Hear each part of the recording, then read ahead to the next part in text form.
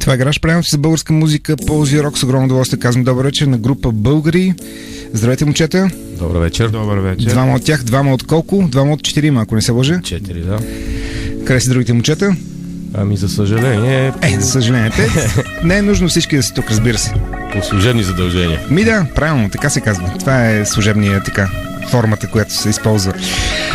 Съвсем нова група, за която разбрах миналата седмица. Малко повече за създаването на групата. Как се намерихте всъщност за мен две известни лица по мое така осмотрение. Виждам теб, Ники, и Драго Драганов, който е познат от епизоди и от соловите си неща. Със сигурност и другите момчета имат някакво музикално минало. Ники? Ами, искам да кажа, значи първо до мен е Бисер и по-известен като Саймън, който е на баса. И той ще каже малко по-натам за себе си. Другият член е Ицо, който не присъства и той е бивш първенист на епизод. И така, намерихме се, започнахме работа от година, чисто нова, млада група, за съжаление дъртофелници, естествено. От една година, така ли? От една година. За една година направихте албум. Успяхме. Стига, вие сте направо феноменално изпълнение сте направили. Наистина. Евала. Да, продължай. Така, исках да кажа, че в общи линии ние с Драго, ние с тебе се познаваме от доста години. Доста време, да. Бях в ритъм на буса, в така и нататък. Ние с Драго се видяхме съвсем случайно и той подметна. Вика, искаш ли да пробваме нещо ново? Викам, разбира се. Ага. И решихме и пробвахме. За една година така доста трудно, разбира се, но успяхме някакси да се справим. И албума е факт. Кога излезе албума? Албума излезе, ако не се лъжи, 20 декември, да. 20 декември, точно преди Коледа. Искаше басиста нещо да разкаже за формирането на групата или... Ами, той Ники общо взето каза по основните неща, те с Драго са... Но според мен ти имаш някакво музикално минало. Разбира се. Да. Въпросът беше да се направи някаква стойност на българска музика. Значи ние свириме така, имайки предвид музикалното минало на другите членове от групата и моето, ние свириме общо взето от ранна детинска възраст, както се казва. Да. И искаме да се придържаме към мелодичния хеви метал. Реално, само да допълна, албума сме го записвали 6 месеца. Защото... Хора, вие колко време сте имали за парчетата? Ами, ние с Драго работехме доста здраво, защото искахме по-бързо да придвижиме нещата. Да. Подготвихме на Ники саундтраковете и така. Той се справи чудесно, както ще чуят и нашите слушатели. Надявам се да им хареса. Изчервих се. Да, защото с червената тумбълка. Да. Така, значи Саймън казва правилно, ние наистина за около 6 месеца го записахме това албумче. Ние сме изключително горди от този факт, че за това кратко време успяхме да сътворим албум, който се надяваме да се хареса доста. Точно в този период сте записвали през лятото. Абсолютно. Да. Жертахме море, почивки, но се справихме. И искам само да вмъкна едно изречение. Разбира се. Тъй като ще почнем с песента "Аз не спрях", нека да поздравя един приятел, Росен Малчо, специално за теб. Това са група Българи, слушаме ги с първото парче от техния дебютен албум. Албума се казва Българи. Парчето се казва "Аз не спрях".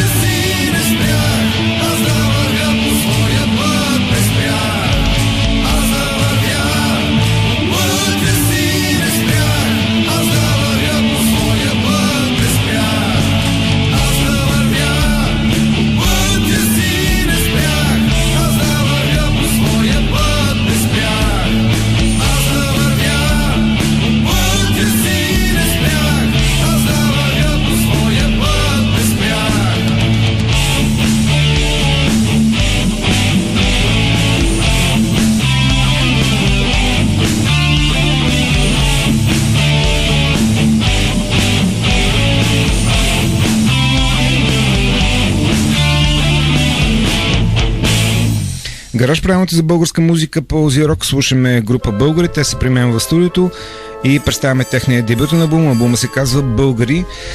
Един албум записан и измислен супер скоростно за една година. Направо ме изненадахте. Наистина се изумявам. Ще представям след малко едно парче, което така според момчетата е балада. Парчето се казва Момиче, но преди това искам да ги така измъча още малко.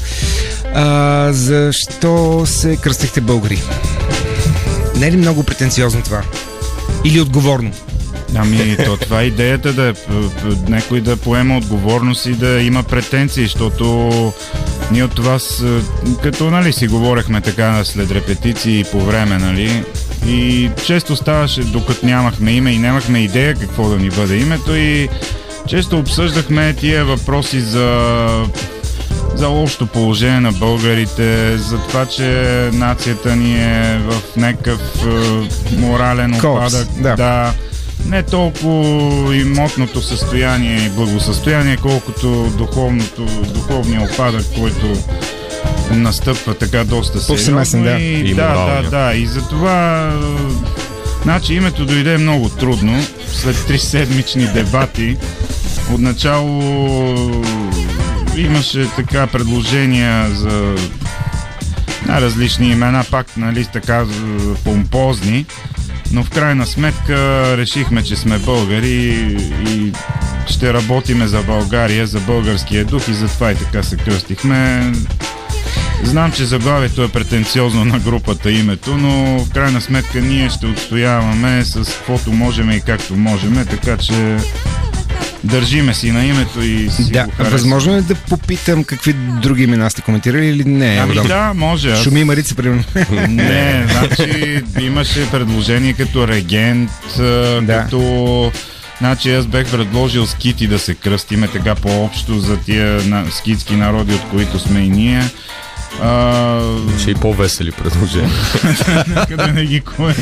Няма да ги казвам в ефир. Значи имаше от този тип по-такива величествени, по-амбициозни имена, но в крайна сметка се спряхме на това, да. Общо взето производните на... Мислите ли, че вземате някаква ниша, някаква нужда от подобен род патриотична музика, подобен род патриотично настроение? Ами, значи, според нас цяла България има нужда от това нещо, но също така не трябва много да се дълбая в тази тема, защото е много чувствителна за всички. Защо? Така ние, по разни религиозни и така нататък причини, които са не ви се коментират. Но като цяло българите имат нужда от така лека насоченост, някакси да им се дигне духа, да гледат по-ведро и с чувството, че са българи, да се гордеят с това нещо. Относно името на групата, значи, искам да избазикам Самън, естествено, това според него бяха 3 най-тежки седмици в живота му. Да. Ние минахме през адски много имена и в крайна сметка той изведнъж си дойде от само себе си. Вика, момчета, вие знаете ли, че няма група българи? Ние се спогледахме тъпо и това беше. Спонтанно, импулсивно и така. Не става ли объркване, така, докато ви научите името, не става ли объркване, примерно като се предложите някъде да свирите или нещо подобно? Може би за секунди. Някой се шокира. Имаше, вие как се казвате? Ние сме българи. Хубаво, ама как се казвате? Викам, българи. Така, но това в рамките на шегата, в общи линии нямахме такива много проблеми с участия. И действаме в тази насока, като трябва да добавя и, че също така не дълбаеме в изключително тази насока, тип брутален патриотизъм и нещо така изключително възвишено. Не сме чак такова насочени. Не сме крайни, да.